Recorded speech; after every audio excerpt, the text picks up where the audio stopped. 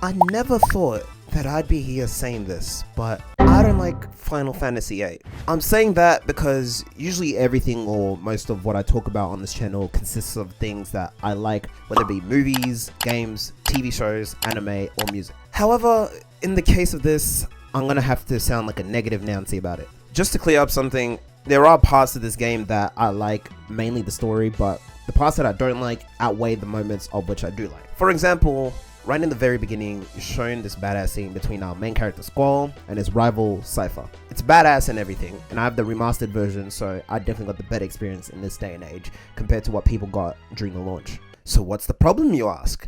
It comes right after that. You're warmly greeted with an exposition dump. It's a point or points in the story which vast amounts of information are heaped onto you.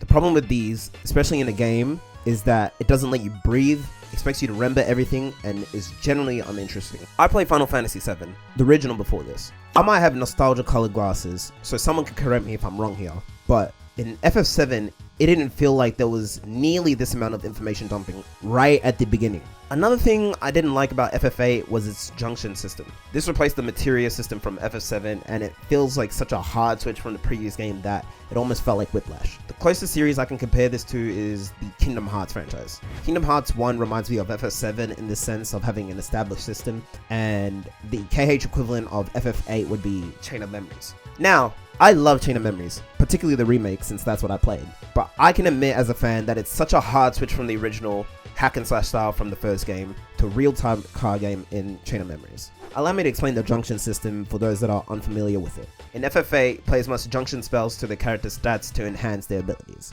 While innovative, the system ends up being fairly complex and unintuitive. If you're bothered to read through the tutorial and all the information in the beginning, then this will be a cinch for you. But if you're like me and got bored of the earlier exposition dump and hand-holding, then you would have skipped this part by default. Also, the requirement to draw magic from enemies or draw points can add to the tediousness of the system sometimes, which can make it feel like a chore more than it's supposed to be a fun mechanic. While I also love the cutscenes and think they're gorgeous, there is one thing that kind of ruins them.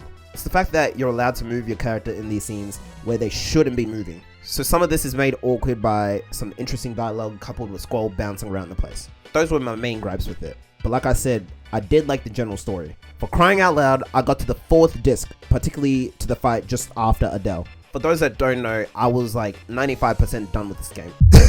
I honestly just couldn't be bothered to relearn the junction system or grind. That's another thing I forgot to mention. Grinding in other RPGs or JRPGs would put you at a pedestal. However, in this game, it does the very opposite and has the enemies level up with you, and in their case, the more they level up, the better their moves and stats that they get. Yeah, so have fun with that. I like how Squall's backstory is looked into with him being abandoned and left at an orphanage with the other characters unbeknownst to each other.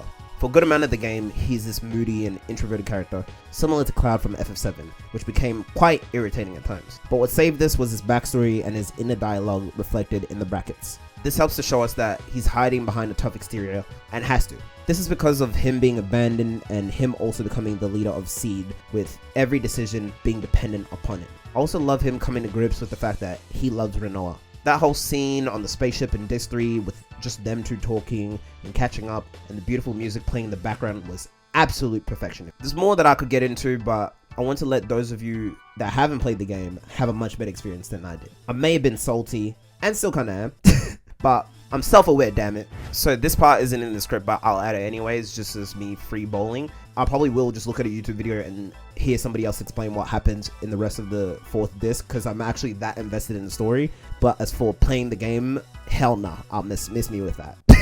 Thank you guys for watching. I hope you enjoyed the video, and stay tuned for what else I put out next. This is Black Sugar 11, out.